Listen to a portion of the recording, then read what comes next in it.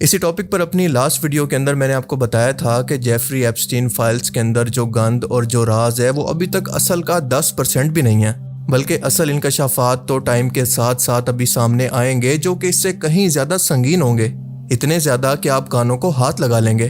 क्योंकि US justice department 5.2 million files को review कर रहा है जो आहिस्ता आहिस्ता पब्लिश होंगी, लेकिन अभी तक जो सच सामने आ चुका है वो कितना डरावना है, तो आप सोचें कि असल सच्चाई कितनी खौफनाक होगी।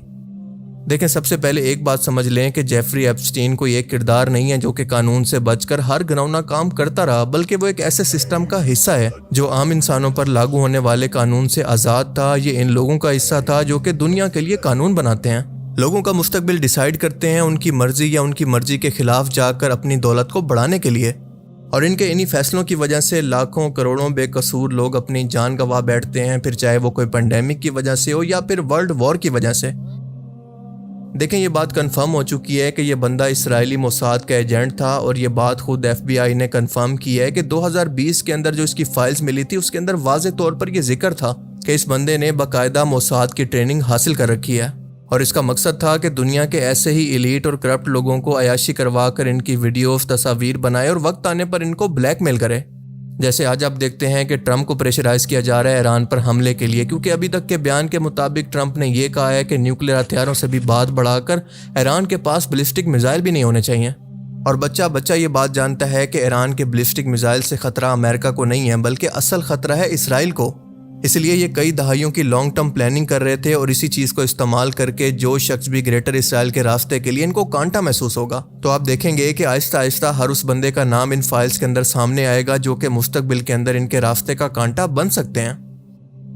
अब ज़रा इस बंदे को देखें, इसका नाम है अमाराती बिलियनियर सुल्तान बिन सुलेमान, जो कि DP world logistic and cargo company का मालिक है। इसकी एक पिक्चर जेफरी एप्स्टीन के साथ देखी जा सकती है, जहां पर वो जेबों में हाथ डालकर खड़े जमीन पर पड़े बज़ाहिर एक कपड़े को देख रहे हैं जो कि सुल्तान ने इसको तोहफे में दिया है, लेकिन एप्स्टीन ने इसको कालीन के तौर पर इस्तेमाल किया हुआ है। अस्तगफिरुल्लाह। क्योंकि ये कोई आम कपड़ा नहीं है, बल्कि खाना काबा के दरवाजे पर डाले जाने वाला वो कपड़ा है जिसको कस्वा कहते हैं, जिसको दुनिया भर के मुसलमान हर साल गिराफे काबा बदलने के बाद बरकत के तौर पर इसके धागे तक बाकायदा अपने साथ ले जाते हैं। लेकिन यहाँ पर इस बंदे ने इसके सामने ये कपड़ा कदमों में डाला हुआ है, पर इस बंदे को जरा भी शर्म नहीं आई, कोई गैरत नहीं आई। मतलब ये किस हद तक गिरे हुए लोग हैं।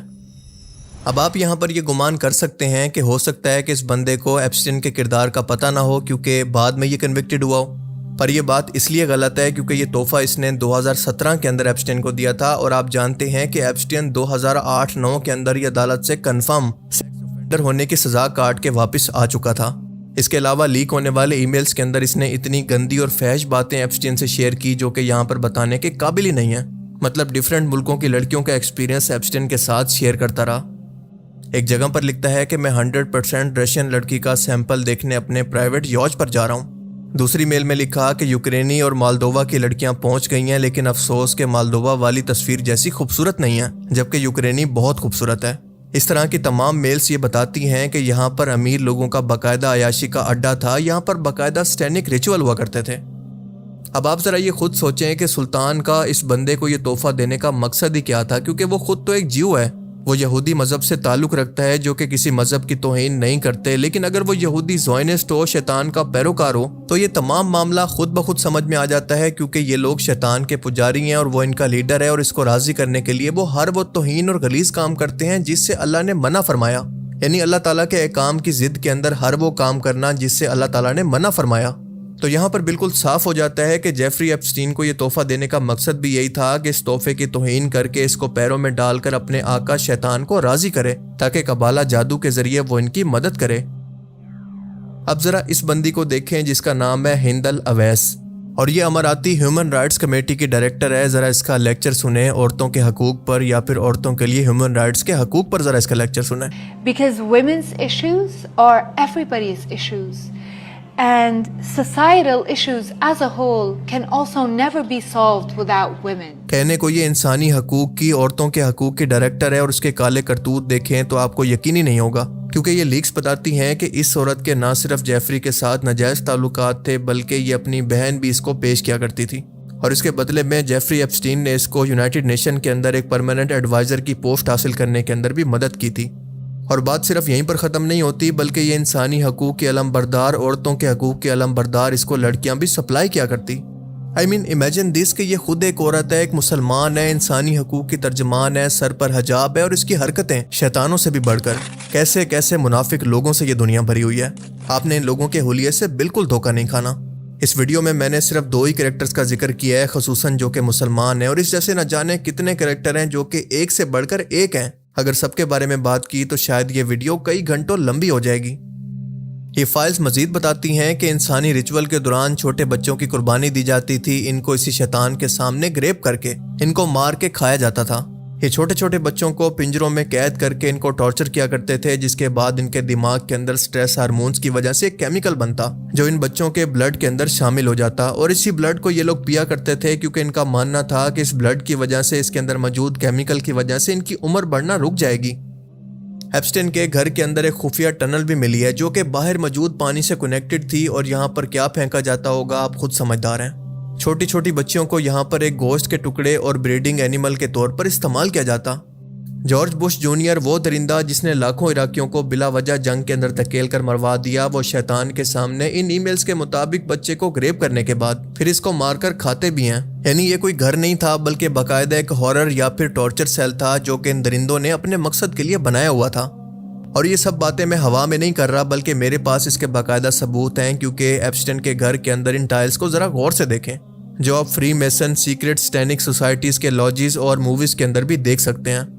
ان اسپیشل ٹائلز کے ایک طرف بلیک اور دوسری طرف وائٹ بلاکس کا استعمال کیا جاتا ہے، کیونکہ یہاں پر بلیک ایول کو یعنی شیطان کو اور وائٹ گاڈ کو یعنی نیکی کو ریپرزینٹ کرتا ہے، اور انہی مخصوص ٹائلز پر ہی قبالہ جادو کو یا پھر سیکرٹ سٹینک ریچولز کو پرفارم کیا جاتا ہے۔ جیفری ایپسٹین کے گھر کے اندر بھی یہ جگہ موجود تھی جہاں پر وہ تمام ریچولز، شیطانی رسمیں اسی جگہ پر ادا کی جاتی۔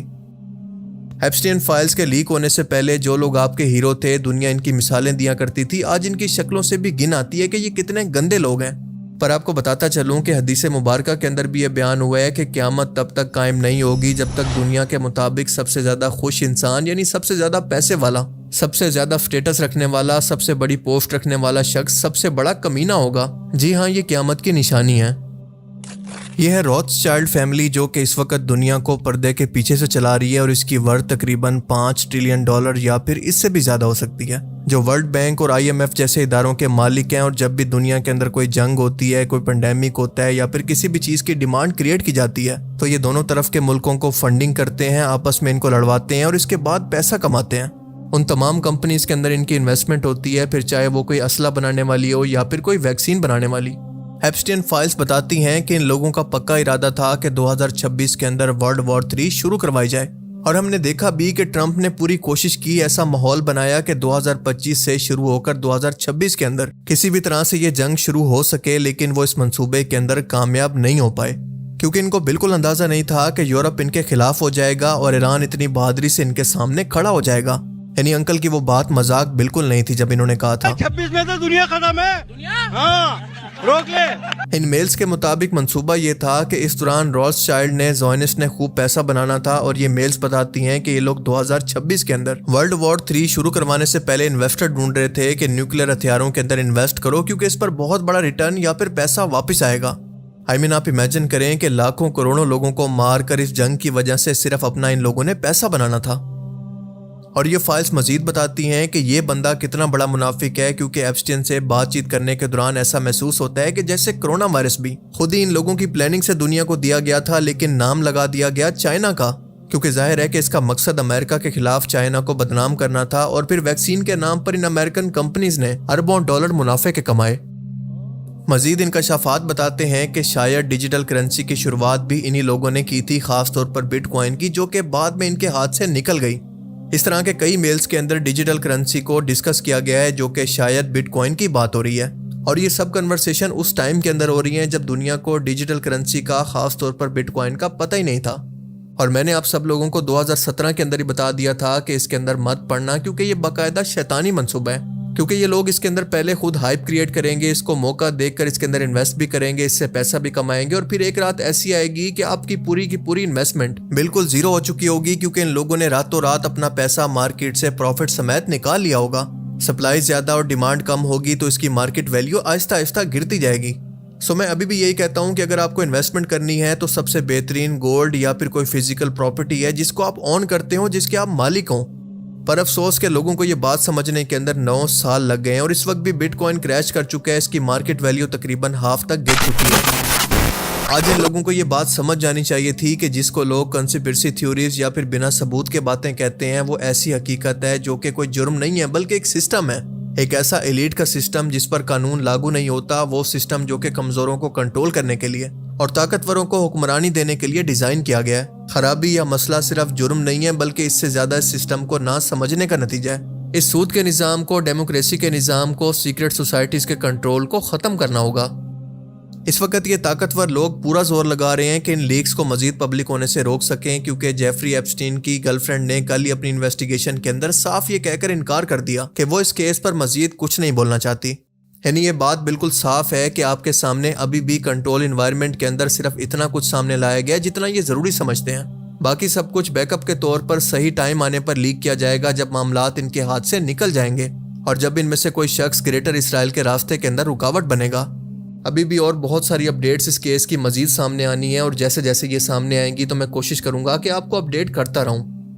باقی اگر اس ویڈیو سے آپ کو کچھ نیا جاننے کو ملا تو اس ویڈیو کو ضرور لائک کیجئے، اور اب میں ملوں گا آپ سے ایک ایسی ہی نئی انٹرسٹنگ ویڈیو میں۔ تب تک کے لیے اپنا بہت سا خیال رکھیے گا۔ Thanks for watching this video.